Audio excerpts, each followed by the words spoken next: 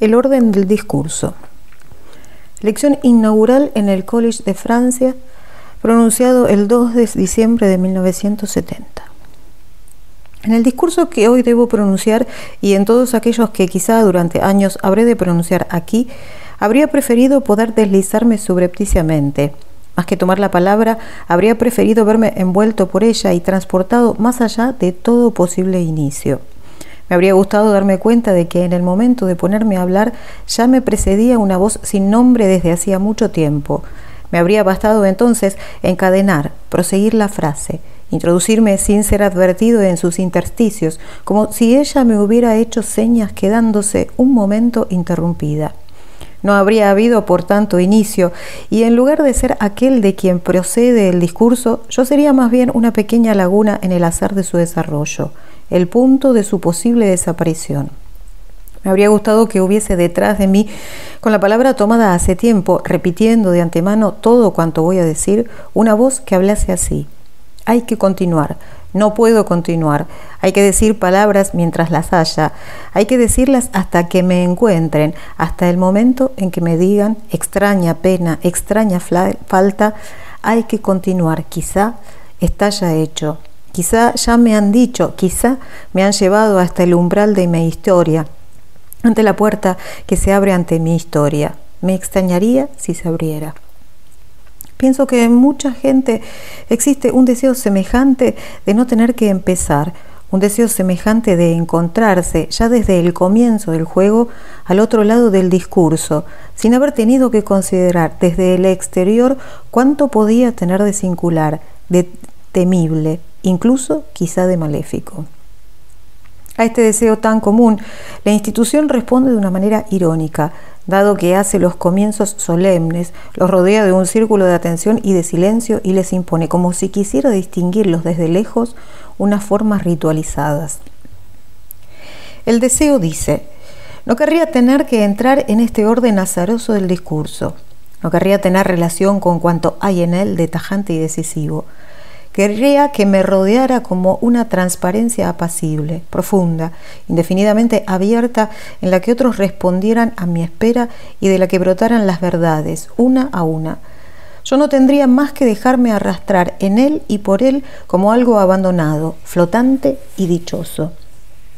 Y la institución responde: no hay por qué tener miedo de empezar. Todos estamos aquí para mostrarte que el discurso está en el orden de las leyes, que desde hace mucho tiempo se vela por su aparición, que se le ha preparado un lugar que le honra pero que le desarma, y que si consigue algún poder es de nosotros y únicamente de nosotros de quien lo obtiene. Pero quizá esta institución y este deseo no son otra cosa que dos réplicas opuestas a una misma inquietud. Inquietud con respecto a lo que es el discurso en su realidad material de cosa pronunciada o escrita. Inquietud con respecto a esta existencia transitoria destinada sin duda a desaparecer, pero según una duración que no nos pertenece. Inquietud al sentir bajo esta actividad, no obstante cotidiana y gris, poderes y peligros difíciles de imaginar. Inquietud al sospechar la existencia de luchas, victorias, heridas, dominaciones, servidumbres, a través de tantas palabras en las que el uso desde hace tanto tiempo ha reducido las esperanzas. Pero, ¿qué hay de tan peligroso en el hecho de que la gente hable y de que sus discursos proliferen indefinidamente? ¿En dónde está, por lo tanto, el peligro? He aquí la hipótesis que querría proponer esta tarde con el fin de establecer el lugar, o quizá el muy provisional teatro, del trabajo que estoy realizando. Supongo que en toda sociedad la producción del discurso está a la vez controlada, seleccionada y redistribuida por cierto número de procedimientos que tienen por función conjurar sus poderes y peligros, dominar el acontecimiento aleatorio y esquivar su pesada y temible materialidad. En una sociedad como la nuestra son bien conocidos los procedimientos de exclusión. El más evidente y el más familiar también es lo prohibido. Uno sabe que no tiene derecho a decirlo todo, que no se puede hablar de todo en cualquier circunstancia, que cualquiera, en fin, no puede hablar de cualquier cosa. tabú del objeto, ritual de la circunstancia, derecho exclusivo o privilegiado del sujeto que habla, he ahí el juego de tres tipos de prohibiciones que se cruzan, se refuerzan o se compensan, formando una compleja malla que no cesa de modificarse.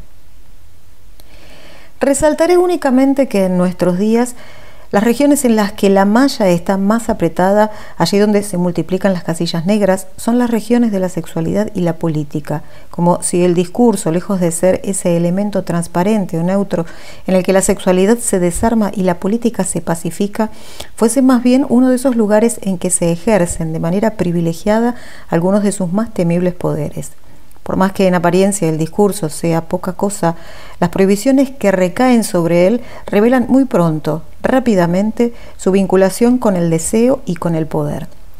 Y esto no tiene nada de extraño, pues el discurso, el psicoanálisis nos lo ha mostrado, no es simplemente lo que manifiesta o encubre el deseo, es también el objeto del deseo, pues la historia no deja de enseñárnoslo. El discurso no es simplemente aquello que traduce las luchas o los sistemas de dominación, sino aquello por lo que y por medio de lo cual se lucha, aquel poder del que quiere uno adueñarse.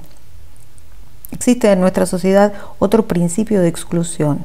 No se trata ya de una prohibición, sino de una separación y un rechazo.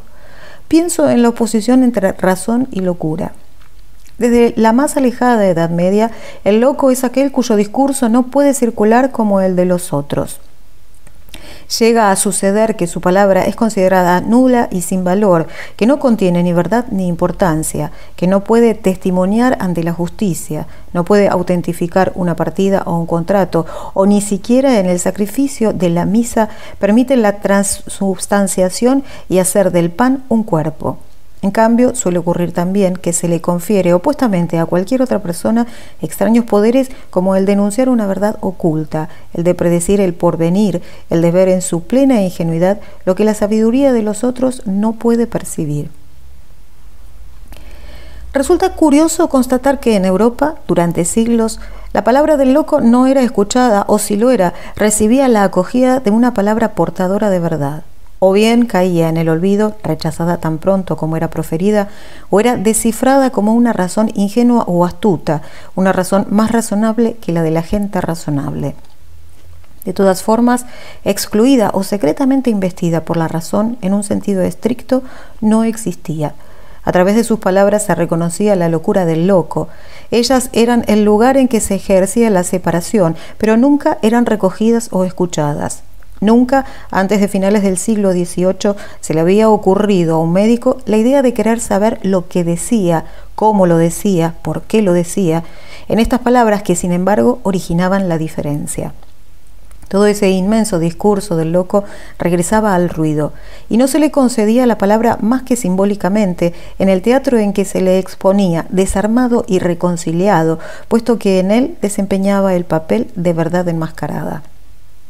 Se me puede objetar que todo esto actualmente ya está acabado o está acabándose, que la palabra del loco ya no está del otro lado de la línea de separación, que ya no es considerada algo nulo y sin valor, que más bien al contrario nos pone en disposición vigilante, que buscamos en ella un sentido o el esbozo o las ruinas de una obra, y que hemos llegado a sorprender esta palabra del loco incluso en lo que nosotros mismos articulamos, en ese minúsculo desgarrón por donde se nos escapa lo que decimos. Pero tantas consideraciones no prueban que la antigua separación ya no actúe. Basta con pensar en todo el armazón de saber a través del cual desciframos esta palabra. Basta con pensar en toda la red de instituciones que permite al que sea médico, psicoanalista, escuchar esa palabra y que permite al mismo tiempo al paciente manifestar o retener desesperadamente sus pobres palabras. Basta con pensar en todo esto para sospechar que la línea de separación, lejos de borrarse, actúa de otra forma, según líneas diferentes, a través de nuevas instituciones y con efectos que en absoluto son los mismos. Y aun cuando el papel del médico no fuese sino el de escuchar una palabra al fin libre, la escucha se ejerce siempre manteniendo la cesura. Escucha de un discurso que está investido por el deseo y que se supone, para su mayor exaltación o para su mayor angustia, cargado de terribles poderes. Si bien es necesario el silencio de la razón para curar los monstruos, basta que el silencio esté alerta para que la separación persista. Quizá es un tanto aventurado considerar la oposición entre lo verdadero y lo falso como un tercer sistema de exclusión, junto a aquellos de los que acabo de hablar. ¿Cómo van a poder compararse razonablemente la coacción de la verdad con separaciones como esas? Separaciones que son arbitrarias desde el comienzo o que cuando menos se organizan en torno a contingencias históricas. Que no solo son modificables, sino que están en perpetuo desplazamiento, que están sostenidas por todo un sistema de instituciones que las imponen y las acompañan en su vigencia y que finalmente no se ejercen sin coacción y sin cierta violencia. Desde luego, si uno se sitúa en el nivel de una proposición, en el interior de un discurso, la separación entre lo verdadero y lo falso no es ni arbitraria, ni modificable, ni institucional, ni violenta. Pero si uno se sitúa en otra escala, si se plantea la cuestión de saber cuál ha sido y cuál es constantemente, a través de nuestros discursos, esa voluntad de verdad que ha atravesado tantos siglos de nuestra historia, o cuál es en su forma general el tipo de separación que rige nuestra voluntad de saber, es entonces, quizás, cuando se ve dibujarse algo así como un sistema de exclusión, sistema histórico, modificable, institucionalmente coactivo. Separación históricamente constituida, sin duda alguna, pues todavía en los poetas griegos del siglo VI, el discurso verdadero, en el más intenso y valorado sentido de la palabra, el discurso verdadero por el cual se tenía respeto y terror, aquel al que era necesario someterse porque reinaba, era el discurso pronunciado por quien tenía el derecho y según el ritual requerido. Era el discurso que decidía la justicia y atribuía a cada uno su parte. Era el discurso que, profetizando el porvenir, no solo anunciaba lo que iba a pasar, sino que contribuía a su realización, arrastraba consigo la adhesión de los hombres y se engarzaba así con el destino. Ahora bien, he aquí que un siglo más tarde la verdad superior no residía ya más en lo que era el discurso o en lo que hacía, sino que residía en lo que decía. Llegó un día en que la verdad se desplazó del acto ritualizado, eficaz y justo de enunciación hacia el enunciado mismo, hacia su sentido, su forma, su objeto, su relación en su referencia. Entre Hesíodo y Platón se establece cierta separación, disociando el discurso verdadero y el discurso falso. Separación nueva, pues en lo sucesivo el discurso verdadero ya no será el discurso precioso y deseable, pues ya no será el discurso ligado al ejercicio del poder. El sofista ha sido expulsado. Sin duda esta separación histórica ha dado su forma general a nuestra voluntad de saber. Sin embargo, no ha cesado de desplazarse. Las grandes mutaciones científicas quizá puedan a veces leerse como consecuencias de un descubrimiento, pero pueden leerse también como la aparición de formas nuevas de la voluntad de verdad. Hubo sin duda una voluntad de verdad en el siglo XIX que no coincide ni por las formas que pone en juego, ni por los tipos de objetos a los que se dirige, ni por las técnicas en que se apoya con la voluntad de saber que caracterizó la cultura clásica. Retrocedamos un poco. En ciertos momentos de los siglos XVI y XVII, y en Inglaterra sobre todo, apareció una voluntad de saber que, anticipándose a sus contenidos actuales, dibujaba planes de objetos posibles, observables, medibles, clasificables. Una voluntad de saber que imponía al sujeto conocedor y de alguna manera antes de toda experiencia una cierta posición, una cierta forma de mirar y una cierta función. Ver más que leer, verificar más que comentar. Una voluntad de saber que prescribía, y de un modo más general que cualquier otro instrumento determinado, el nivel técnico del que los conocimientos deberían investirse para ser verificables y útiles. Todo ocurre como si, a partir de la gran separación platónica, la voluntad de saber tuviera su propia historia, que no es la de las verdades coactivas. Historia de los planes de objetos por conocer, historia de las funciones y las posiciones del sujeto conocedor, historia de las inversiones materiales, técnicas e instrumentales del conocimiento. Pues esta voluntad de verdad, como los otros sistemas de exclusión, se apoya en una base institucional. Está a la vez reforzada y acompañada por una densa serie de prácticas como la pedagogía, el sistema de libros, la edición, las bibliotecas, las sociedades de sabios de antaño, los laboratorios actuales. pero es acompañada también, más profundamente sin duda, por la forma que tiene el saber de ponerse en práctica en una sociedad, en la que es valorado, distribuido, repartido y en cierta forma atribuido. Recordemos, y a título simbólico únicamente, el viejo principio griego, que la aritmética puede muy bien ser objeto de las sociedades democráticas, pues enseña las relaciones de igualdad, pero que la geometría solo debe ser enseñada en las oligarquías, ya que demuestra las proporciones en la desigualdad. Finalmente, creo que esta voluntad de verdad apoyada en una base y una distribución institucional tiende a ejercer sobre los otros discursos, hablo siempre de nuestra sociedad, una especie de presión y de poder de coacción. Pienso en cómo la literatura occidental ha debido buscar apoyo desde hace siglos sobre lo natural, lo verosímil, sobre la sinceridad y también sobre la ciencia. En resumen, sobre el discurso verdadero. Pienso igualmente de qué manera las prácticas económicas codificadas como preceptos o recetas, eventualmente como moral, han pretendido desde el siglo XVI fundarse, racionalizarse y justificarse sobre una teoría de las riquezas y de la producción. Pienso además en cómo un conjunto tan prescriptivo como el sistema penal ha buscado sus cimientos o su justificación, primero naturalmente en una teoría del derecho, después, a partir del siglo XIX, en un saber sociológico, psicológico, médico, psiquiátrico. Como si la palabra misma de la ley no pudiese estar autorizada en nuestra sociedad más que por el discurso de la verdad. De los tres grandes sistemas de exclusión que afectan al discurso, la palabra prohibida, la separación de la locura y la voluntad de verdad, es del tercero del que he hablado más extensamente. Y el motivo es que desde hace siglos los primeros no han cesado de derivar hacia él. Y porque cada vez más él intenta tomarlos a su cargo para modificarlos y a la vez fundamentarlos. Y porque los dos primeros no dejan de hacerse cada vez más frágiles, más inciertos, en la medida en que al encontrarse ahora atravesados por la voluntad de saber, ésta, por el contrario, no cesa de reforzarse y de hacerse más profunda y más insoslayable. Y sin embargo, es de ella de la que menos se habla, como si para nosotros la voluntad de verdad y sus peripecias estuviesen enmarcadas por la verdad misma en su necesario despliegue. Y la razón puede sea esta, si el discurso verdadero ya no es, en efecto, desde los griegos, el que responde al deseo o el que ejerce el poder. En la voluntad de verdad, en la voluntad de decir ese discurso verdadero, ¿qué es por tanto lo que está en juego sino el deseo y el poder? El discurso verdadero, al que la necesidad de su forma exime del deseo y libera del poder, no puede reconocer la voluntad de verdad que lo atraviesa. Y la voluntad de verdad que se nos ha impuesto desde hace mucho tiempo es tal que no puede dejar de enmascarar la verdad que quiere. Así, no aparece ante nuestros ojos más que una verdad que sería riqueza, fecundidad, fuerza suave e insidiosamente universal. E ignoramos, por el contrario, la voluntad de verdad como prodigiosa maquinaria destinada a excluir.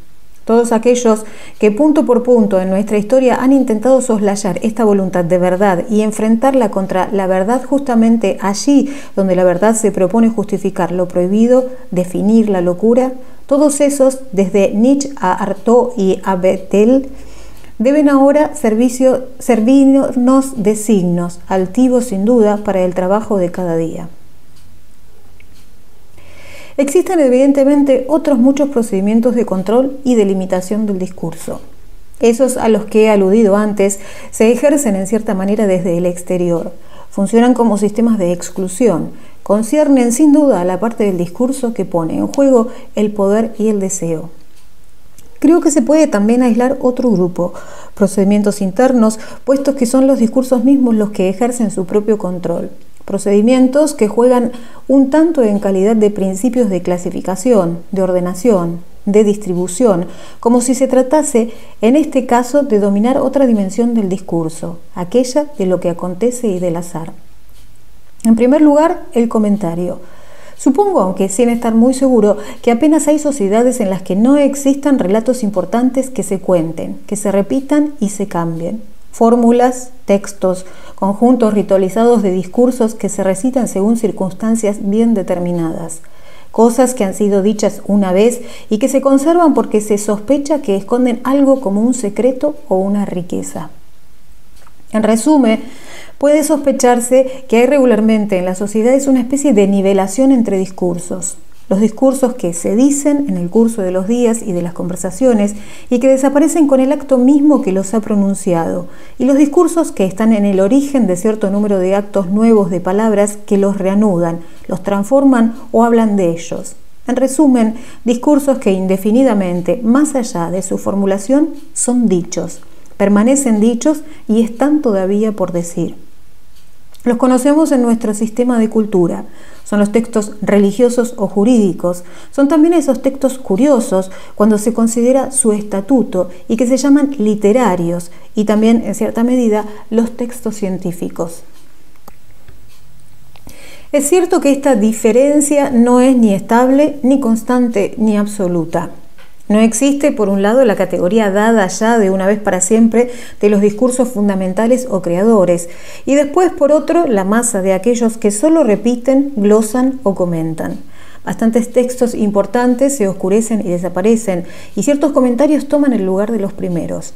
Pero por más que sus puntos de aplicación cambien, la función permanece, y el principio de cierto desfase no deja de ponerse continuamente en juego. La desaparición radical de este desnivel no puede ser nunca más que juego, utopía o angustia. Juego al estilo de Borges, de un comentario que no fuese otra cosa más que la reaparición palabra a palabra, pero esta vez solemne y esperada, de lo que comenta. Juego también de una crítica que hablase infinitamente de una obra que no existiese. Sueño lírico de un discurso que renaciese absolutamente nuevo e inocente en cada uno de sus puntos y que reapareciese sin cesar en toda su frescura, partiendo de los sentimientos, de los pensamientos o de las cosas. Angustia de ese enfermo de Janet, para quien el menor enunciado era como una palabra del Evangelio que encerraba inagotables tesoros de sentidos y que merecían ser indefinidamente reconsiderados, reanudados, comentados. Cuando pienso, decía en el momento en que se ponía a leer o a escuchar, cuando pienso en esta frase que va a irse hacia la eternidad y que quizás todavía no he comprendido completamente. Pero ¿no se observa que se trata de anular cada vez uno de los términos de la relación y no de suprimir la relación misma? Relación que no deja de modificarse a través de los tiempos. Relación que en una época dada adquiere formas múltiples y divergentes. La exégesis jurídica es muy diferente, y esto desde hace bastante tiempo, del comentario religioso. Una sola y misma obra literaria puede dar lugar simultáneamente a tipos de discursos muy diferentes. La Odisea como primer texto es repetida en la misma época en la traducción de Bérard, en infinitas explicaciones de textos, en el Ulises de Joyce. Por el momento quisiera limitarme a indicar que en lo que se llama globalmente un comentario, el desfase entre el primer y el segundo texto representa dos cometidos solidarios. Por una parte, permite construir indefinidamente nuevos discursos. El desplome del primer texto, su permanencia, su estatuto de discurso siempre reactualizable, el sentido múltiple u oculto del cual parece ser poseedor, la reticencia y la riqueza esencial que se le supone, todo eso fianda una posibilidad abierta de hablar. Pero por otra parte, el comentario no tiene por cometido, cualesquiera que sean las técnicas utilizadas, más que el decir por fin lo que estaba articulado silenciosamente allá lejos. Debe, según una paradoja que siempre desplaza pero a la cual nunca escapa, decir por primera vez aquello que sin embargo había sido ya dicho. El cabrilleo indefinido de los comentarios es activado desde el interior por el sueño de una repetición enmascarada. En su horizonte no hay quizás nada más que lo que era su punto de partida, la simple recitación. El comentario conjura el azar del discurso al tenerlo en cuenta. Permite decir otra cosa aparte del texto mismo, pero con la condición de que sea ese mismo texto el que se diga y en cierta forma el que se realice. La multiplicidad abierta y el azar son transferidos por el principio del comentario de aquello que podría ser dicho sobre el número, la forma, la máscara, la circunstancia de la repetición. Lo nuevo no está en lo que se dice, sino en el acontecimiento de su retorno. Creo que existe otro principio de enrarecimiento de un discurso, y hasta cierto punto es complementario del primero. Se refiere al autor. El autor no considerado desde luego como el individuo que habla y que ha pronunciado o escrito un texto, sino el autor como principio de agrupación del discurso, como unidad y origen de sus significaciones, como foco de su coherencia. Este principio no actúa en todas partes ni de forma constante. Alrededor de nosotros existen bastantes discursos que circulan sin que su sentido o su eficacia tengan que venir avalados por un autor al cual se les atribuiría. Por ejemplo, conversaciones cotidianas inmediatamente olvidadas, decretos o contratos que tienen necesidad de firmas pero no de autor, fórmulas técnicas que se transmiten en el anonimato. Pero en los terrenos en los que la atribución a un autor es indispensable, literatura, filosofía, ciencia, se advierte que no posee siempre la misma función. En el orden del discurso científico, la atribución a un autor era durante la Edad Media un indicador de su veracidad. Se consideraba que una proposición venía justificada por su autor incluso para su valoración científica. Desde el siglo XVII, esta función no ha dejado de oscurecerse en el discurso científico. Apenas funciona más que para dar el nombre a un teorema, a un efecto, a un ejemplo, a un síndrome. Por el contrario, en el orden del discurso literario y a partir de esa misma fecha, la función del autor no ha hecho sino reforzarse. A todos aquellos relatos, a todos aquellos poemas, a todos aquellos dramas o comedias que se dejaban circular durante la Edad Media en un anonimato al menos relativo, he aquí que ahora se les pide y se les exige que digan de dónde proceden, quiénes los han escrito. Se pide que el autor rinda cuenta de la unidad del texto que antepone a su nombre. Se le pide que revele, o al menos que manifieste ante él, el sentido oculto que lo recorre. Se le pide que lo articule con su vida personal y con sus experiencias vividas, con la historia real que lo vio nacer. El autor es quien da al inquietante lenguaje de la ficción sus unidades, sus nudos de coherencia, su inserción en lo real. Sé bien que se me va a decir, pero usted habla del autor tal como la crítica lo reinventa después, cuando ya le ha llegado la muerte y de él no queda más que una masa enmarañada de galimatías. Entonces es necesario poner cierto orden en todo eso, imaginar un proyecto, una coherencia, una temática que se pide a la conciencia o a la vida de un autor, quizá en efecto un tanto ficticio. Pero esto no impide que haya existido este autor real, ese hombre que hace irrupción en medio de todas las palabras usadas, proyectando en ellas su genio o su desorden.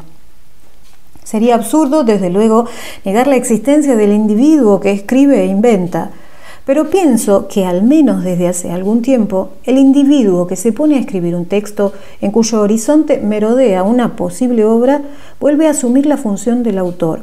Lo que escribe y lo que no escribe, lo que perfila, incluso en calidad de borrador provisional como bosquejo de la obra y lo que deja caer como declaraciones cotidianas. Todo ese juego de diferencias está prescrito para la función de autor, tal como él la recibe de su época o tal como a su vez la modifica. Pues puede muy bien alterar la imagen tradicional que se tiene del autor. Es a partir de una nueva posición del autor como podrá hacer resaltar de todo lo que habría podido decir, de todo cuanto dice todos los días, en todo instante, el perfil todavía vacilante de su obra. El comentario limitaba el azar del discurso por medio del juego de una identidad que tendría la forma de la repetición y de lo mismo. El principio del autor limita ese mismo azar por el juego de una identidad que tiene la forma de la individualidad y del yo. Sería necesario reconocer también, en lo que se llama no las ciencias sino las disciplinas, otro principio de limitación, principio también relativo y móvil, principio que permite construir, pero solo según un estrecho margen. La organización de las disciplinas se opone tanto al principio del comentario como al del autor. Al del autor porque una disciplina se define por un ámbito de objetos, un conjunto de métodos, un corpus de proposiciones consideradas verdaderas, un juego de reglas y de definiciones, de técnicas y de instrumentos. Una especie de sistema anónimo a disposición de quien quiera o de quien pueda servirse de él, sin que su sentido o su validez estén ligados a aquel que ha dado en ser el inventor. Pero el principio de la disciplina se opone también al del comentario. En una disciplina, a diferencia del comentario, lo que se supone al comienzo no es un sentido que debe ser descubierto de nuevo, ni una identidad que debe ser repetida. Es lo que se requiere para la construcción de nuevos enunciados. Para que haya disciplina es necesario que haya posibilidad de formular indefinidamente nuevas proposiciones. Pero aún hay más. Y hay más, sin duda, para que haya menos. Una disciplina no es la suma de todo lo que puede ser dicho de cierto a propósito de alguna cosa, y no es ni siquiera el conjunto de todo lo que puede ser a propósito de un mismo tema, aceptado en virtud de un principio de coherencia o de sistematicidad. La medicina no está constituida por el total de cuanto puede decirse de cierto sobre la enfermedad. La botánica no puede ser definida por la suma de todas las verdades que conciernen a las plantas. Y esto por dos razones. Primero, porque la botánica o la medicina, como cualquier disciplina, están construidas tanto sobre errores como sobre verdades. Errores que no son residuos o cuerpos extraños, sino que ejercen funciones positivas y tienen una eficacia histórica y un papel frecuentemente inseparable del de las verdades. Pero además, para que una proporción pertenezca a la botánica o a la patología, es necesario que responda a condiciones, en un sentido más estrictas y más complejas que la pura y simple verdad. En todo caso, a otras condiciones. Debe dirigirse a un determinado plan de objetos. A partir de finales del siglo XVII, por ejemplo, para que una proposición fuese botánica, era necesario que concerniese a la estructura visible de la planta, el sistema de similitudes próximas y lejanas o la mecánica de sus fluidos, y no podía seguir conservando, como sucedía todavía en el siglo XVI, sus valores simbólicos o el conjunto de virtudes o propiedades que se le reconocían en la antigüedad.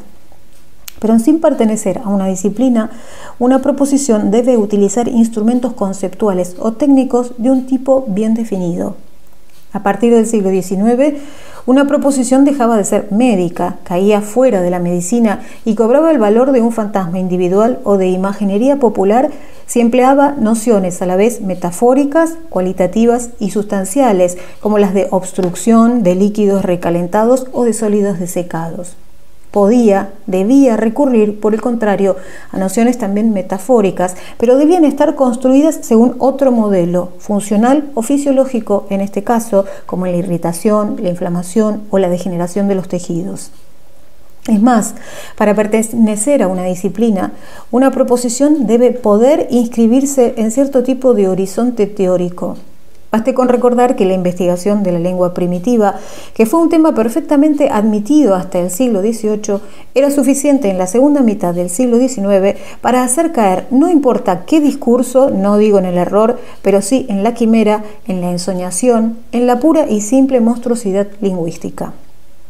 En el interior de sus límites, cada disciplina reconoce proposiciones verdaderas y falsas, pero empuja hacia el otro lado de sus márgenes toda una teratología del saber.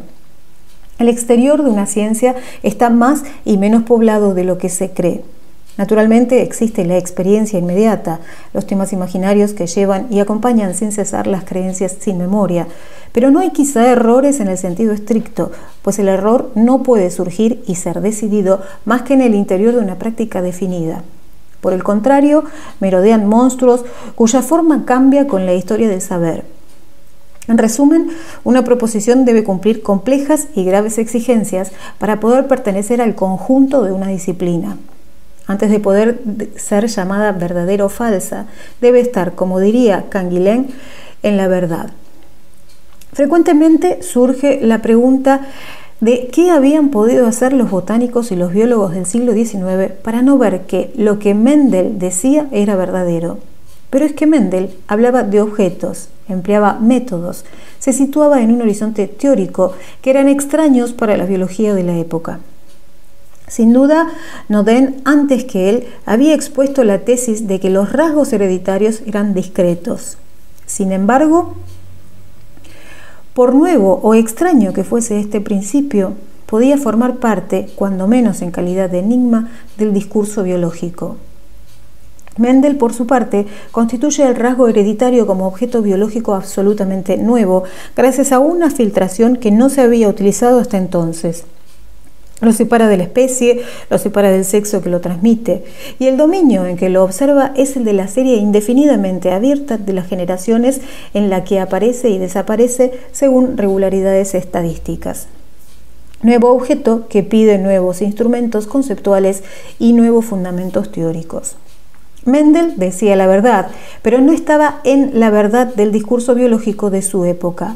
No estaba según la regla que se formaban de los objetos y de los conceptos biológicos. Fue necesario todo un cambio de escala, el despliegue de un nuevo plan de objetos en la biología para que Mendel entrase en la verdad y para que sus proposiciones apareciesen entonces en una buena parte exactas.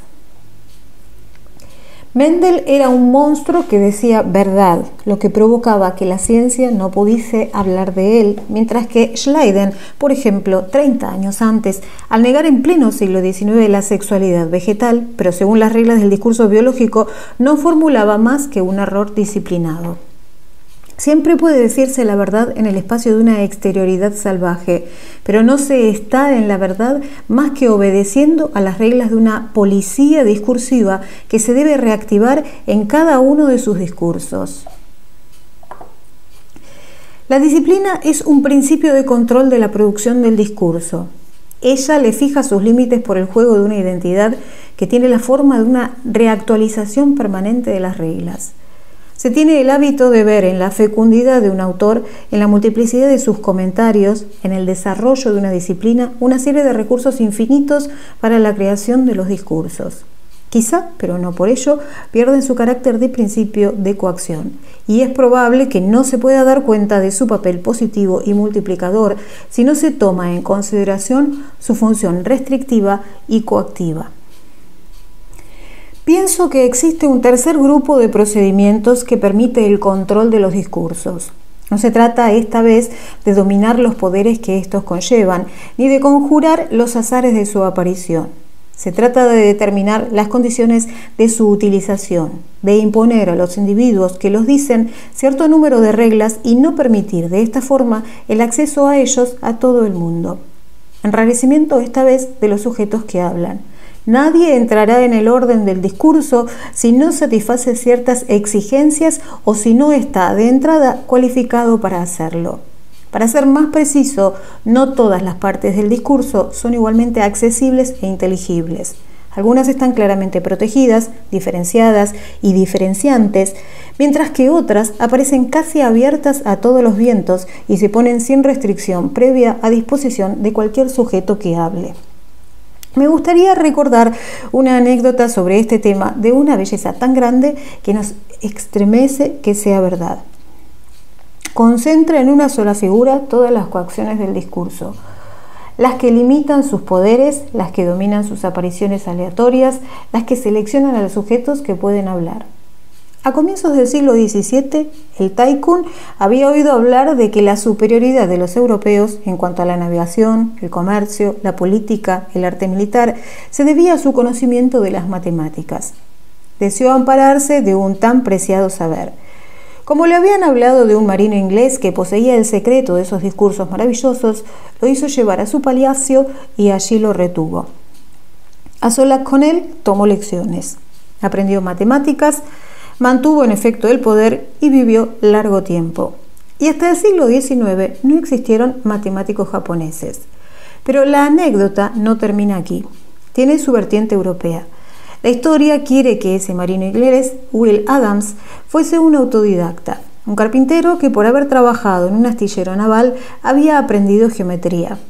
¿Acaso constituye este relato la expresión de himo de los grandes mitos de la cultura europea? Al saber monopolizado y secreto de la tiranía oriental, Europa opondría la comunicación universal del conocimiento, el intercambio indefinido y libre de los discursos. Ahora bien, este tema naturalmente no resiste un examen. El intercambio y la comunicación son figuras positivas que juegan en el interior de sistemas complejos de restricción y sin duda no podrían funcionar independientemente de estos. La forma más superficial y más visible de estos sistemas de restricción la constituyen lo que se puede reagrupar bajo el nombre de ritual. El ritual define la cualificación que deben poseer los individuos que hablan y que en el juego de un diálogo de la interrogación, de la recitación, deben ocupar tal posición y formular tal tipo de enunciados. Define los gestos, los comportamientos, las circunstancias y todo el conjunto de signos que deben acompañar al discurso. Fija finalmente la eficacia supuesta o impuesta de las palabras, su efecto sobre aquellos a los cuales se dirigen, los límites de su valor coactivo. Los discursos religiosos, judiciales, terapéuticos y en cierta parte también políticos no son apenas disociables de esa puesta en escena de un ritual que determina para los sujetos que hablan tanto las propiedades singulares como los papeles convencionales. Las sociedades de discurso, cuyo cometido es conservar o producir discursos, tienen un funcionamiento en parte diferente, pero para hacerlos circular en un espacio cerrado, distribuyéndolos según reglas estrictas y sin que los detentadores sean desposeídos de la función de distribución. Un modelo arcaico nos viene sugerido por esos grupos de rapsodas que poseían el conocimiento de los poemas para recitarlos o eventualmente para variarlos y transformarlos. Pero este conocimiento, aunque tuviese como fin una recitación que seguía siendo ritual, se protegía, defendía y conservaba en un grupo determinado debido a los ejercicios de memoria, a menudo complejos, que implicaba. El aprendizaje permitía entrar a la vez en un grupo y en un secreto que la recitación manifestaba pero no divulgaba. Entre el habla y la audición los papeles no se intercambiaban. Claro que ya apenas quedan sociedades de discursos semejantes en ese juego ambiguo del secreto y de la divulgación, pero que nadie se engañe. Incluso en el orden del discurso verdadero, incluso en el orden del discurso publicado y libre de todo ritual, todavía se ejercen formas de apropiación del secreto y de la no intercambiabilidad. Puede tratarse muy bien de que el acto de escribir, tal como está institucionalizado actualmente en el libro, el sistema de la edición y el personaje del escritor, se desenvuelva en una sociedad de discurso, quizá difusa, pero seguramente coactiva. La diferencia del escritor, opuesta sin cesar por él mismo a la actividad de cualquier otro sujeto que hable o escriba, el carácter intransitivo que concede a su discurso, la singularidad fundamental que concede desde ya mucho tiempo a la escritura, la disimetría afirmada entre la creación y cualquier otra utilización del sistema lingüístico, todo esto manifiesta en la formulación y tiende además a continuarse en el conjunto de prácticas la existencia de cierta sociedad de discurso. Pero existen aún bastantes otras que funcionan según otro modelo, según otro régimen de exclusivas y de divulgación. Piénsese en el secreto técnico o científico, piénsese en las formas de difusión o de circulación del discurso médico, piénsese en aquellos que se han apropiado del discurso económico o político. A primera vista, las doctrinas religiosas, políticas, filosóficas constituyen lo contrario de una sociedad de discurso. En esta última, el número de individuos que hablaban, si no estaba fijado, tendía al menos a ser limitado, y era entre ellos entre quienes el discurso podía circular y transmitirse. La doctrina, por el contrario, tiende a la difusión, y a través de la puesta en común de un solo y mismo conjunto de discursos, los individuos, tan numerosos como se quiera suponer, definen su dependencia recíproca. En apariencia, la única condición requerida es el reconocimiento de las mismas verdades y la aceptación de una cierta regla, más o menos flexible, de conformidad con los discursos válidos. Si no fueran más que esto, las doctrinas no estarían tan alejadas de las disciplinas científicas y el control discursivo versaría solamente sobre la forma o el contenido del enunciado, no sobre el sujeto que habla. Ahora bien, la pertenencia doctrinal pone en cuestión a la vez el enunciado y el sujeto que habla, y al uno a través del otro. Cuestiona al sujeto que habla a través y a partir del enunciado, como lo prueban los procedimientos de exclusión y los mecanismos de rechazo que entran en juego cuando el sujeto que habla ha formulado uno o varios enunciados inasimilables. La herejía y la ortodoxia no responden a una exageración fanática de los mecanismos doctrinales. Les incumben fundamentalmente. Pero a la inversa, la doctrina cuestiona los enunciados a partir de los sujetos que hablan, en la medida en que la doctrina vale siempre como el signo, la manifestación y el instrumento de una adhesión propia, pertenencia de clase, de estatuto social o de raza, de nacionalidad o de interés, de lucha, de revuelta, de resistencia o de aceptación. La doctrina vincula a los individuos a ciertos tipos de enunciación y como consecuencia les prohíbe cualquier otro, pero se sirve en reciprocidad de ciertos tipos de enunciación para vincular a los individuos entre ellos y diferenciarlos por ello mismos de los otros restantes. La doctrina efectúa una doble sumisión: la de los sujetos que hablan a los discursos y la de los discursos al grupo, cuando menos virtual, de los individuos que hablan. Finalmente, en una escala más amplia, hay que reconocer grandes hendiduras en lo que podría llamarse la adecuación social del discurso. La educación, por más que sea legalmente el instrumento gracias al cual todo individuo en una sociedad como la nuestra puede acceder a cualquier tipo de discurso, se sabe que sigue en su distribución, en lo que permite y en lo que impide, las líneas que le vienen marcadas por las distancias, las oposiciones y las luchas sociales. Todo sistema de educación es una forma política de mantener o de modificar la adecuación de los discursos con los saberes y los poderes que implican. Me doy cuenta de que es muy abstracto separar, como acabo de hacer, los rituales del habla, las sociedades de discursos, los grupos doctrinales y las adecuaciones sociales. La mayoría de las veces unos se vinculan a otros y constituyen especies de grandes edificios que aseguran la distribución de los sujetos que hablan en los diferentes tipos de discursos y la adecuación de los discursos a ciertas categorías de sujetos. Digamos en una palabra que esos son los grandes procedimientos de sumisión del discurso. ¿Qué es, después de todo, un sistema de enseñanza sino una ritualización del habla, sino una cualificación y unificación de las funciones para los sujetos que hablan, sino la constitución de un grupo doctrinal cuando menos difuso, sino una distribución y una adecuación del discurso con sus poderes y saberes? ¿Qué es la escritura, la de los escritores, sino un sistema similar de sumisión que toma quizás formas un poco diferentes, pero cuyas grandes escansiones son análogas? ¿Acaso el sistema judicial y el sistema institucional de la medicina no constituyen también, al menos en alguno de sus aspectos, similares sistemas de sumisión del discurso? Me pregunto si algunos temas de la filosofía no surgieron para responder a estos juegos de limitaciones y exclusiones y quizá también para reforzarlos. Para responder primero proporcionando una verdad ideal como ley del discurso y una racionalidad inmanente como principio de sus desarrollos, acompañándolos también de una ética del conocimiento que no promete la verdad más que al deseo de la verdad misma y al solo poder de pensarla. Después, para reforzarlos por medio de una denegación que estriba esta vez en la realidad específica del discurso en general. Desde que fueron excluidos los juegos y el comercio de los sofistas, desde que se ha amordazado con mayor o menor seguridad sus paradojas, parece que el pensamiento occidental haya velado porque en el discurso haya el menor espacio posible entre el pensamiento y el habla. Parece que haya velado porque discurrir aparezca únicamente como un aporte entre el pensamiento y el habla.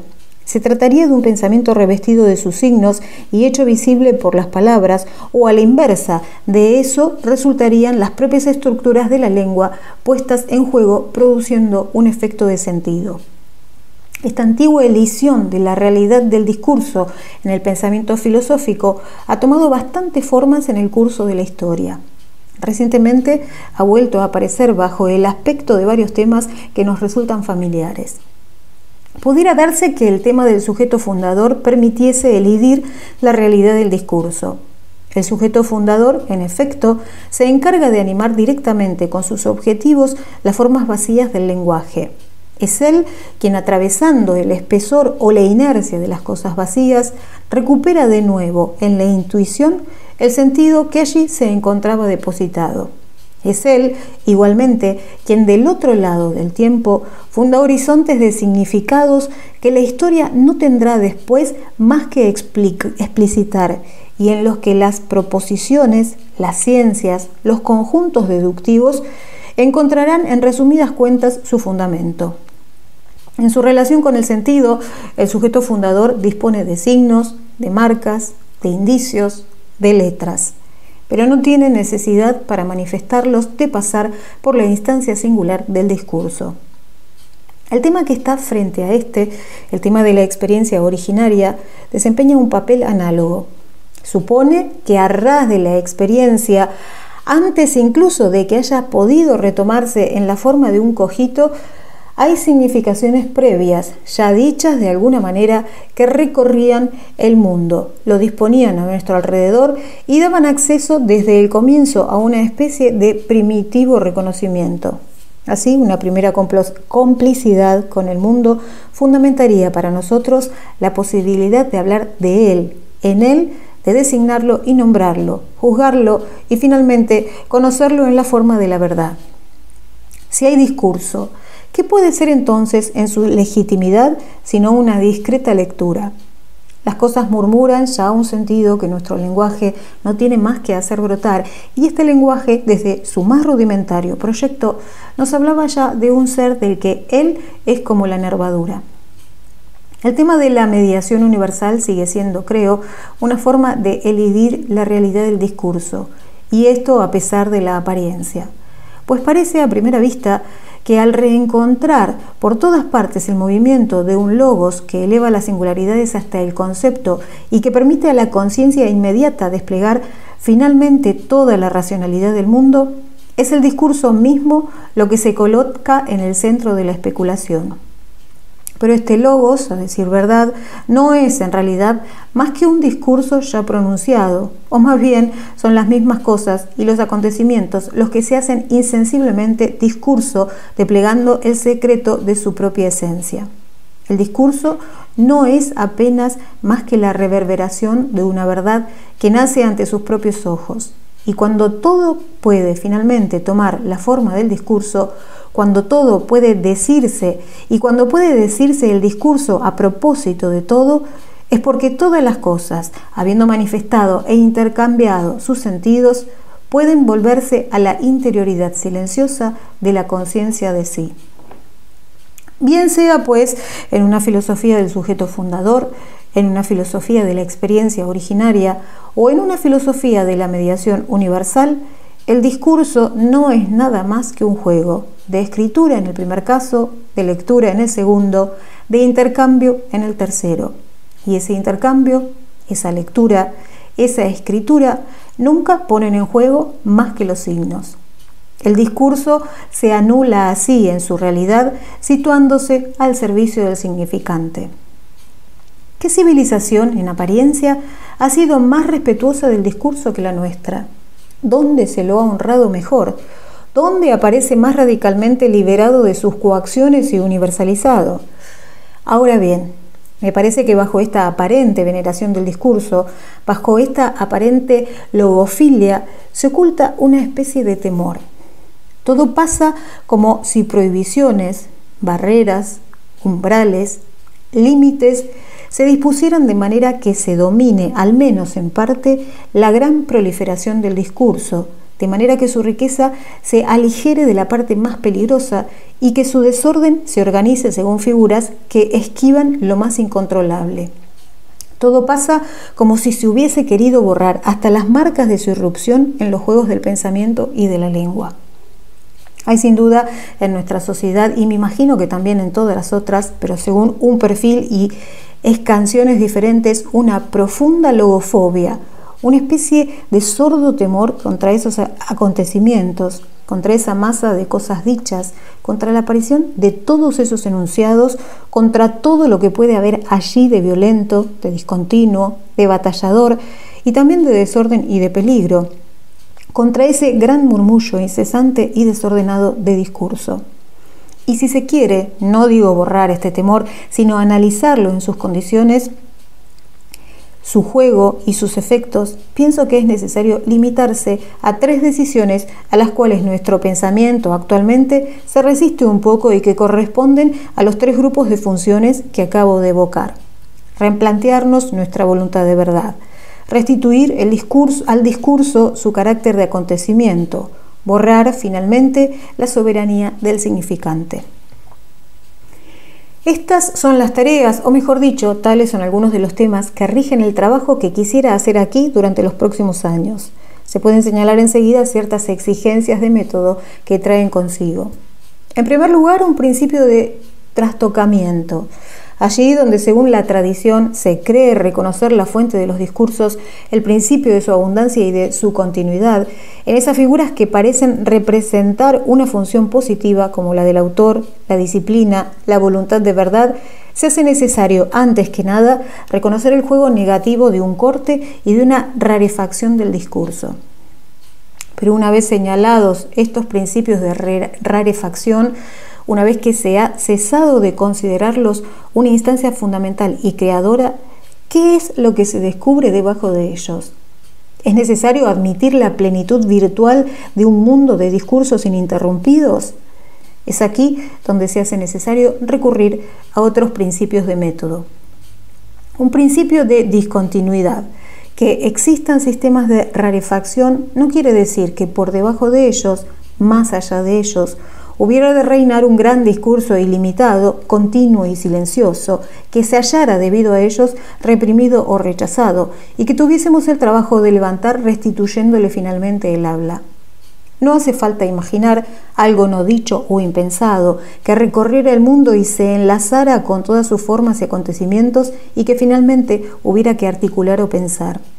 Los discursos deben ser tratados como prácticas discontinuas que se cruzan, a veces se yuxtaponen, pero que también se ignoran o se excluyen. Un principio de especificidad.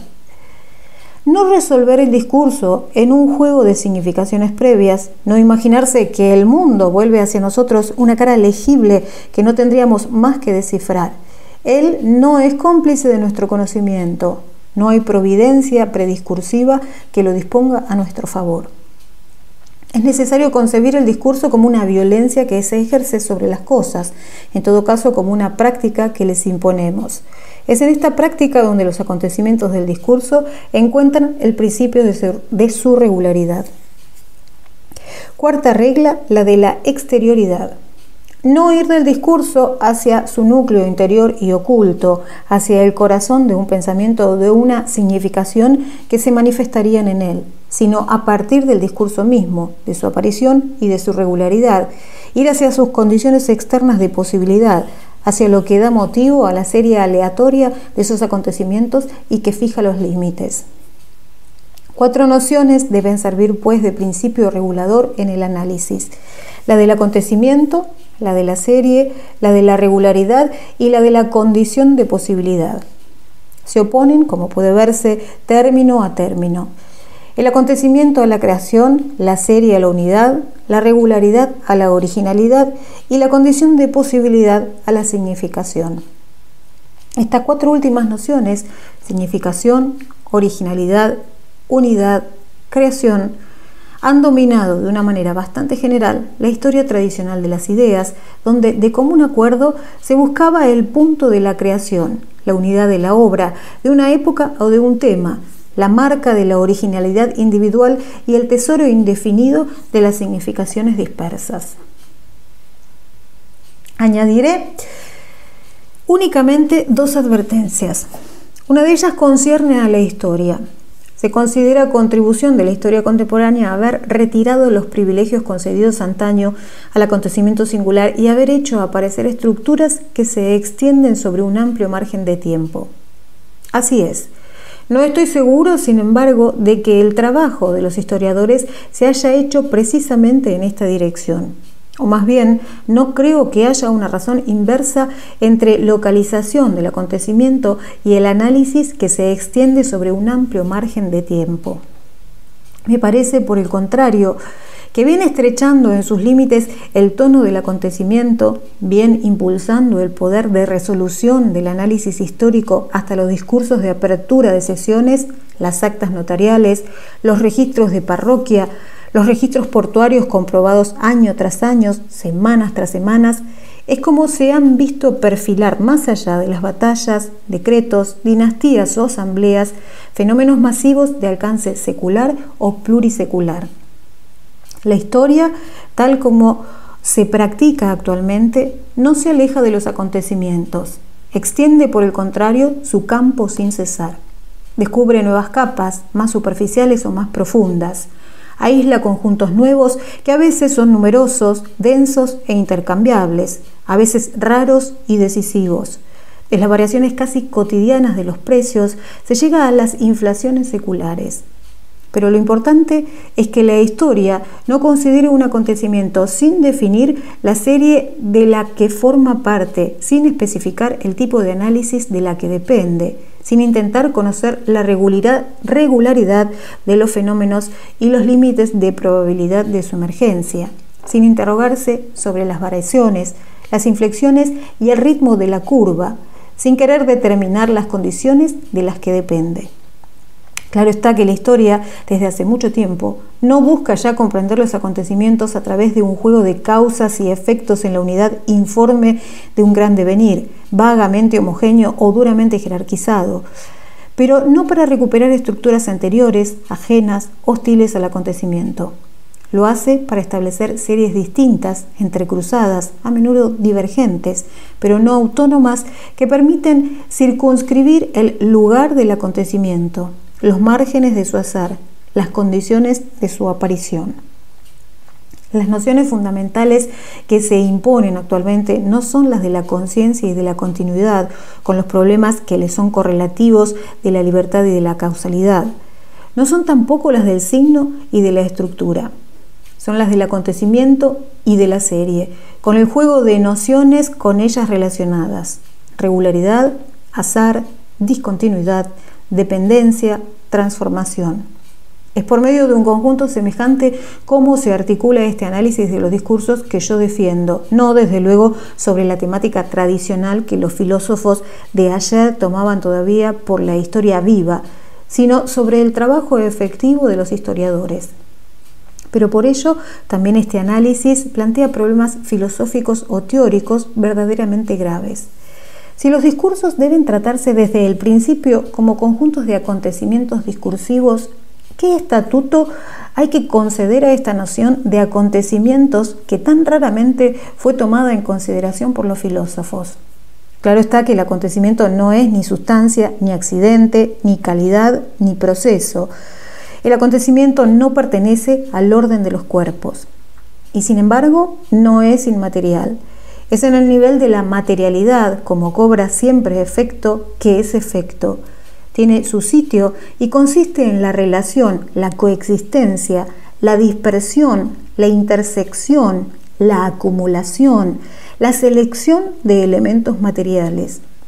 No es el acto ni la propiedad de un cuerpo. Se produce como efecto de y en una dispersión material. Digamos que la filosofía del acontecimiento debería avanzar en la dirección paradójica, a primera vista, de un materialismo de lo incorporal.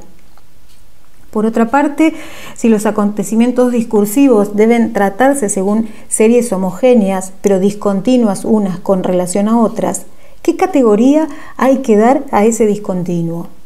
No se trata en absoluto ni de la sucesión de los instantes del tiempo, ni de la pluralidad de los diversos sujetos que piensan. Se trata de cesuras que rompen el instante y dispersan al sujeto en una pluralidad de posibles posiciones y funciones. Una discontinuidad tal que golpetea e invalida las menores unidades tradicionalmente reconocidas o las menos fácilmente puestas en duda: el instante y el sujeto. Y por debajo de ellos, independientemente de ellos, es preciso concebir entre esas series discontinuas de las relaciones que son del orden de la sucesión o de la simultaneidad en una o varias conciencias. Es necesario elaborar, fuera de las filosofías del sujeto y del tiempo, una teoría de las sistematicidades discontinuas. Finalmente, si es verdad que esas series discursivas y discontinuas tienen cada una, entre ciertos límites, su regularidad, sin duda ya no es posible establecer entre los elementos que la constituyen discursos de causalidad mecánica o de necesidad ideal. Hay que aceptar la introducción del azar como categoría en la producción de los acontecimientos. Ahí se echa de ver también la ausencia de una teoría que permita pensar las relaciones del azar y del pensamiento. De modo que en el diminuto desfase que se pretende utilizar en la historia de las ideas y que consiste en tratar no las representaciones que puede haber detrás de los discursos, sino los discursos como series regulares y distintas de acontecimientos, temo reconocer algo así como una pequeña y quizá odiosa maquinaria que permite introducir en la misma raíz del pensamiento el azar, el discontinuo y la materialidad. Triple peligro que cierta forma de historia pretende conjurar refiriendo el desarrollo continuo de una necesidad ideal. Tres nociones que deberían permitir vincular a la práctica de los historiadores la historia de los sistemas de pensamiento. Tres direcciones que deberán seguir el trabajo de elaboración teórica. Siguiendo estos principios y refiriéndome a este horizonte, los análisis que me propongo hacer se disponen según dos conjuntos. Por una parte, el conjunto crítico, que utiliza el principio de trastocamiento. Pretende cercar las formas de exclusión, de delimitación, de apropiación a las que aludía anteriormente. Muestra cómo se han formado para responder a qué necesidades, cómo se han modificado y desplazado, qué coacción han ejercido efectivamente, en qué medida se han alterado. Por otra parte, el conjunto genealógico que utiliza los otros tres principios, cómo se han formado, por medio de, a pesar de o con el apoyo de esos sistemas de coacción, de las series de los discursos. ¿Cuál ha sido la norma específica de cada una y cuáles sus condiciones de aparición, de crecimiento, de variación? Para empezar, el conjunto crítico. Un primer grupo de análisis versaría sobre lo que he designado como funciones de exclusión. En otra ocasión estudié una y por un periodo determinado. Se trataba de la separación entre locura y razón en la época clásica. Más adelante se podría intentar analizar un sistema de prohibiciones del lenguaje, el que concierne a la sexualidad desde el siglo XVI hasta el XIX. Sin duda se trataría de ver no cómo se ha desdibujado progresiva y afortunadamente, sino cómo se ha desplazado y rearticulado desde una práctica de la confesión en las que las conductas prohibidas se nombraban, clasificaban, jerarquizaban y de la manera más explícita hasta la aparición, al principio bastante tímida y retardada, de la temática sexual en la medicina y en la psiquiatría del siglo XIX. No son, naturalmente, más que indicaciones un tanto simbólicas, pero se puede ya apostar que las escansiones no son aquellas que se cree y que las prohibiciones no ocupan siempre el lugar que se les ha supuesto. De momento, quisiera dedicarme al tercer sistema de exclusión. Lo enfocaré de dos maneras. Por una parte, quisiera intentar señalar cómo se hizo, pero también cómo se repitió, prorrogó, desplazó esa elección de la verdad en cuyo interior estamos prendidos, pero que renovamos sin cesar. Me situaré primero en la época de la sofística y de su comienzo en Sócrates, o al menos con la filosofía platónica, para ver cómo el discurso eficaz, el discurso ritual, el discurso cargado de poderes y de peligros, se ordenaba poco a poco hacia una separación entre el discurso verdadero y el discurso falso. Me situaré después en el paso del siglo XVI al XVII, en la época en que aparece en Inglaterra, sobre todo, una ciencia de la mirada, de la observación, de la atestiguación, cierta filosofía natural inseparable, sin duda, de la instauración de nuevas estructuras políticas, inseparable también de la ideología religiosa. Nueva forma, seguramente, de la voluntad de saber. Finalmente, el tercer punto de referencia será el comienzo del siglo XIX, con los grandes actos fundadores de la ciencia moderna, la formación de una sociedad industrial y la ideología positivista que la acompaña. Tres cortes en la morfología de nuestra voluntad de saber, tres etapas de nuestro filisteísmo. Me gustaría también repetir la misma cuestión, pero desde un ángulo diferente. Medir el efecto de un discurso de pretensión científica, discurso médico, psiquiátrico y también sociológico, sobre ese conjunto de prácticas y de discursos prescriptivos que constituye el sistema penal. El estudio de los dictámenes psiquiátricos y su función en la penalidad serviría de punto de partida y de material de base para esos análisis. Asimismo, en esta perspectiva, pero a otro nivel, es como debería hacerse el análisis de los procedimientos de limitación de los discursos, entre los cuales es designado antes el principio de autor, el del comentario, el de la disciplina. Desde esta perspectiva puede programarse ciertos números de estudios. Pienso, por ejemplo, en un análisis que versara sobre la historia de la medicina desde el siglo XVI al XIX. Se trataría no tanto de señalar los descubrimientos hechos o los conceptos utilizados, como de asir nuevamente, en la constitución del discurso médico, pero también en toda la institución que le sirve de apoyo, lo transmite y lo refuerza. De qué manera se utilizaron el principio de autor, el del comentario, el de la disciplina. Intenta saber de qué manera se ejerció el principio de gran autor. Hipócrates, Galeno, naturalmente, pero también Paracelso, Sydenham o Boerhaave. De qué manera se ejerció, y ya bien entrado el siglo XIX, la práctica del aforismo y del comentario. De qué manera fue sustituida poco a poco la práctica del caso, de la colección de casos, del aprendizaje clínico de un caso concreto. Según qué modelo ha intentado finalmente la medicina constituirse como disciplina, apoyándose primero en la historia natural, a continuación en la anatomía y la biología. Se podría también considerar de qué manera la crítica y la historia literaria han constituido al personaje del autor y la figura de la obra, utilizando, modificando y desplazando los métodos de exégesis religiosa, de la crítica bíblica, de la hagiografía, de las vidas históricas o legendarias, de la autobiografía y de las memorias.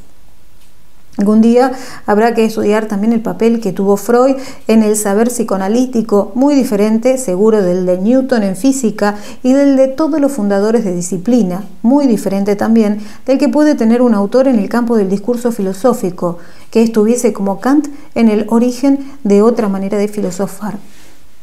Hay ahí, pues, algunos proyectos por los que hace al aspecto crítico de la tarea para el análisis de las instancias del control discursivo. En cuanto al aspecto genealógico, concierne a la formación efectiva de los discursos, bien en el interior de los límites de control, bien en el exterior, bien, más frecuentemente, de una parte y otra de la delimitación. La crítica analiza los procesos de rarefacción, pero también el reagrupamiento y la unificación de los discursos.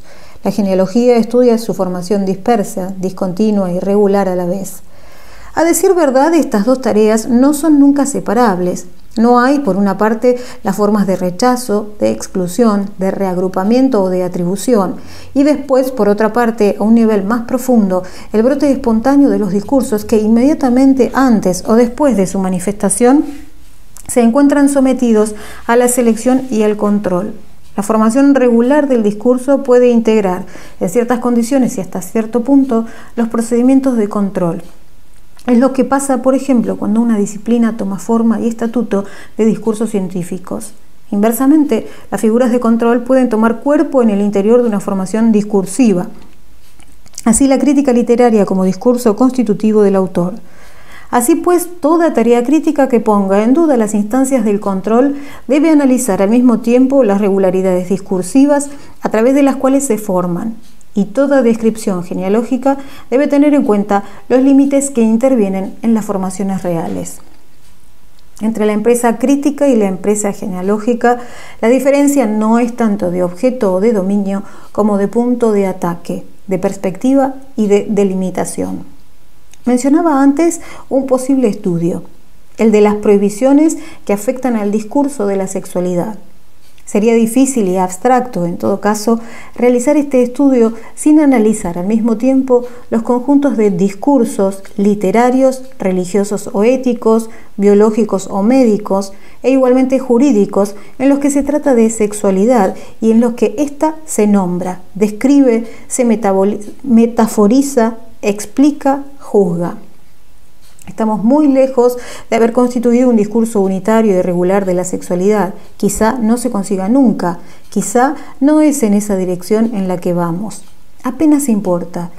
Las provisiones no tienen la misma forma, ni intervienen de la misma manera en el discurso literario que en el de la medicina, en el de la psiquiatría, que en el de la dirección de la conciencia. E inversamente, esas diferentes regularidades discursivas no refuerzan, no rodean o no desplazan las prohibiciones de la misma manera. El estudio no podrá, pues, hacerse más que según pluralidades de series en las que intervienen prohibiciones que para una parte al menos son diferentes en cada una. Se podría también considerar las series de discursos que en los siglos XVI y XVII conciernen a la riqueza y a la pobreza, a la moneda, a la producción y el comercio. Entrarían en relación conjuntos de enunciados muy heterogéneos, formulados por los ricos y los pobres, los sabios y los ignorantes, los protestantes o los católicos, los oficiales reales, los comerciantes o los moralistas. Cada uno tiene su forma de regularidad, así como sus sistemas de coacción. Ninguno de ellos prefigura exactamente esa otra forma de regularidad discursiva que tomará el aspecto de una disciplina y que se llamará análisis de la riqueza y después economía política. Sin embargo, es a partir de ellos cuando se forma una nueva regularidad, recuperando o excluyendo, justificando o separando tales o cuales de sus enunciados. Se puede también pensar en un estudio que verse sobre los discursos que conciernen a la herencia, tales como puede encontrarse repartidos o dispersos hasta comienzos del siglo XX a través de las disciplinas, las observaciones, las técnicas y diversas fórmulas. Se trataría entonces de mostrar por medio de qué juego de articulaciones esas series se han reorganizado en la figura epistemológicamente coherente y reconocida por la institución de la genética. Este trabajo lo acaba de realizar François Jacob con una brillantez y una ciencia difícilmente igualables. Así es como deben alternarse, apoyarse las unas en las otras y completarse las descripciones críticas y las descripciones genealógicas. La parte crítica del análisis se refiere a los sistemas de desarrollo del discurso. Intenta señalar, cercar esos principios de producción, de exclusión, de rareza del discurso. Digamos, para jugar con las palabras, que practica una desenvoltura aplicada. La parte genealógica se refiere, por el contrario, a las series de la formación efectiva del discurso. Intenta captarlo en su poder de afirmación, y entiendo por esto no un poder que se opondría al de negar, sino al poder de constituir dominios de objetos, a propósito de los cuales se podría afirmar o negar proposiciones verdaderas o falsas. Llamemos positividades a esos dominios de objetos y digamos, para jugar una segunda vez con las palabras, que si el estilo crítico es el de la desenvoltura estudiosa, el humor genealógico será el de un positivismo alegre. En todo caso, una cosa al menos debe señalarse. El análisis del discurso, así entendido, no revela la universalidad de un sentido, sino que saca a relucir el juego de la rareza impuesta con un poder fundamental de afirmación. Rareza y afirmación, rareza finalmente de la afirmación, y no generosidad continua del sentido ni monarquía del significante. Y ahora que los que tienen lagunas de vocabulario digan si les interesa más la música que la letra, que se trata de estructuralismo. Si bien que no habría podido emprender estas investigaciones cuyo perfil he intentado presentarles si no hubiera contado con la ayuda de modelos y apoyos, creo que debo mucho a Dumézil, puesto que fue él quien me incitó al trabajo a una edad en la que yo creía todavía que escribir era un placer.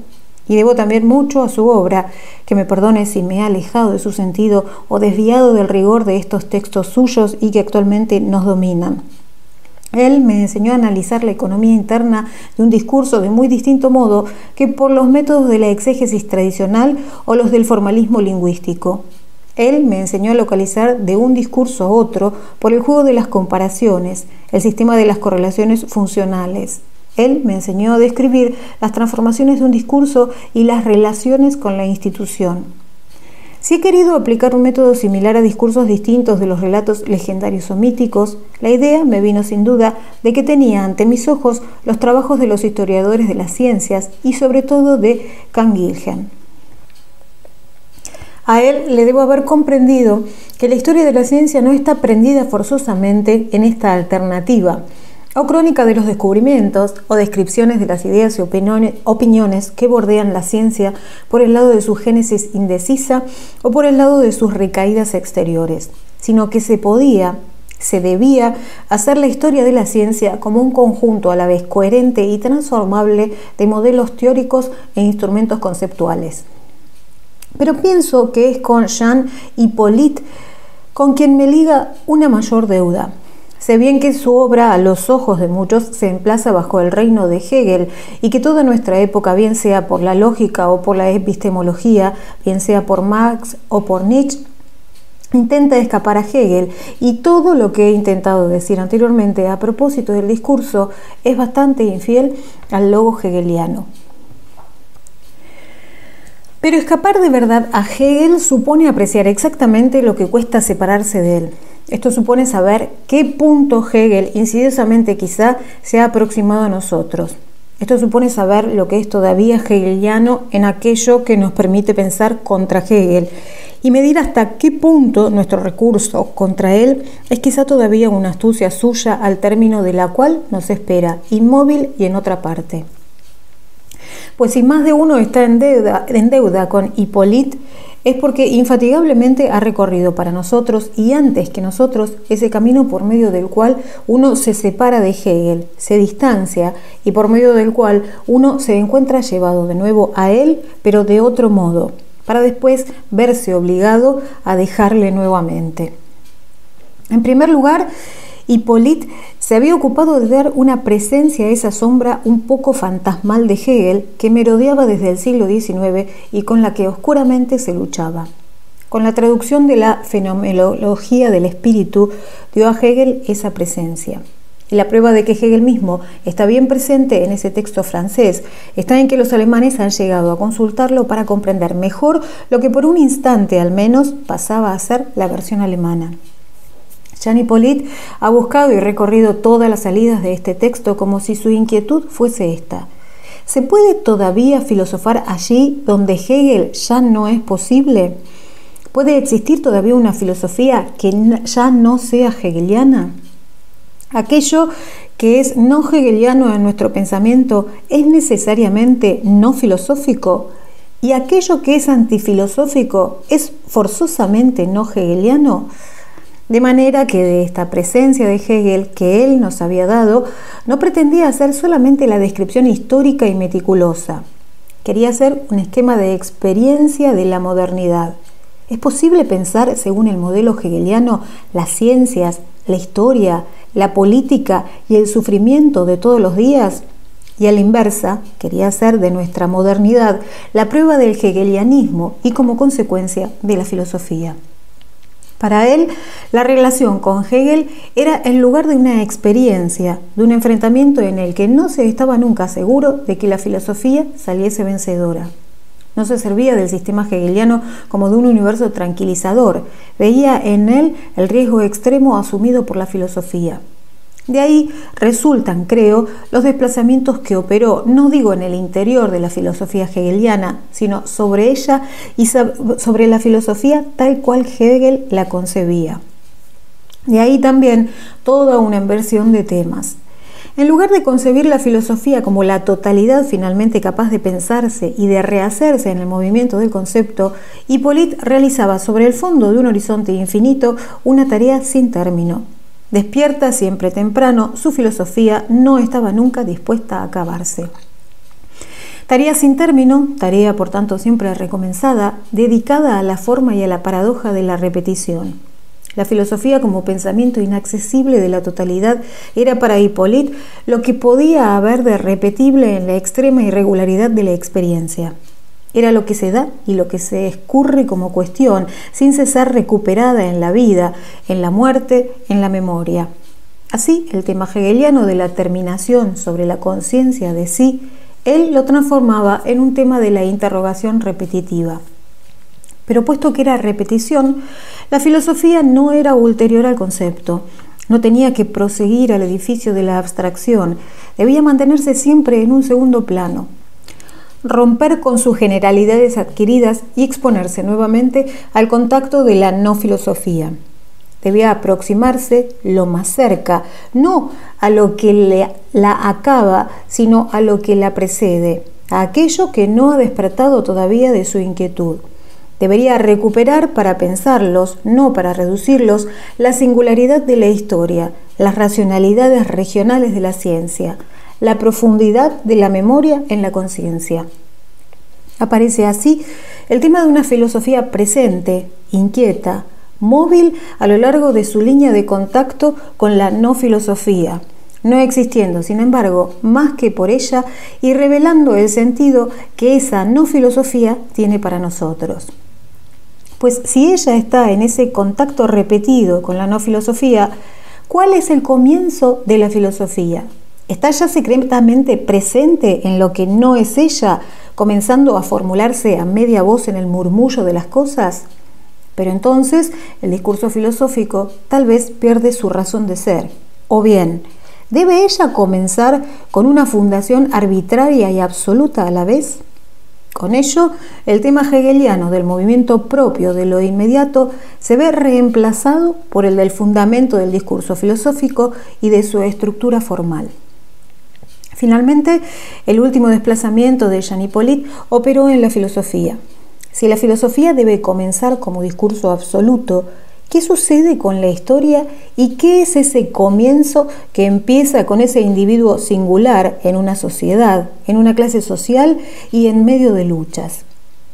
Estos 5 desplazamientos que conducen al borde extremo de la filosofía hegeliana y que la hacen sin duda pasar al otro lado de sus propios límites, convocan una por una a las grandes figuras de la filosofía moderna que Jean Hippolyte no cesó de confrontar con Hegel. Marx y las cuestiones de historia, Fichte y el problema del comienzo absoluto de la filosofía, Bergson y el tema del contacto con la no filosofía, Kierkegaard y el problema de la repetición y de la verdad, Husserl y el tema de la filosofía como tarea infinita ligada a la historia de nuestra racionalidad. Y más allá de esas figuras filosóficas, se advierten todos los dominios del saber que Jean Hippolyte invocaba alrededor de sus propias cuestiones. El psicoanálisis y la extraña lógica del deseo, las matemáticas y la formalización del discurso, la teoría de la información y su aplicabilidad en el análisis sobre lo vivo. En resumen, todos los dominios a partir de los cuales se puede plantear la cuestión de una lógica y de una existencia que no dejan de anudar y desanudar sus lazos. Creo que esta obra, articulada en algunos libros mayores, pero presente todavía más en sus investigaciones, en una enseñanza, en una perpetua atención, en un estar alerta y en una generosidad diaria, en una responsabilidad aparentemente administrativa y pedagógica, es decir, en realidad doblemente política, ha formulado los problemas fundamentales de nuestra época. Somos muchos los que tenemos una deuda infinita con él. Porque he tomado de él, sin duda, el sentido y la posibilidad de lo que hago, porque con bastante frecuencia me ha aclarado cuando ensayaba a ciegas. He querido colocar mi trabajo bajo su signo y termino la presentación de mis proyectos invocándole. Es hacia él, hacia su falta, en la que experimento a la vez su ausencia y mi propia carencia, hacia donde se cruzan las cuestiones que me planteo actualmente. Puesto que le debo tanto, comprendo perfectamente que la elección que ha hecho invitándome a enseñar aquí es en buena parte un homenaje que ustedes le han rendido. Les agradezco profundamente el honor que me hacen, pero no les quedo menos agradecido por lo que a él le atañe en esta elección. Si bien no me siento a la altura en la tarea de sucederle, sé por el contrario que si todavía contáramos con la dicha de su presencia, yo habría sido esta tarde alentado por su indulgencia. Ahora comprendo mejor por qué experimentaba tanta dificultad al comenzar antes. Sé bien cuál era la voz que habría querido que me precediera, que me llevara, que me invitara a hablar y que se introdujera en mi propio discurso. Sé lo que había de temible al tomar la palabra, puesto que la tomaba en este lugar en el que le he escuchado y donde él ya no está para escucharme. Michel Foucault.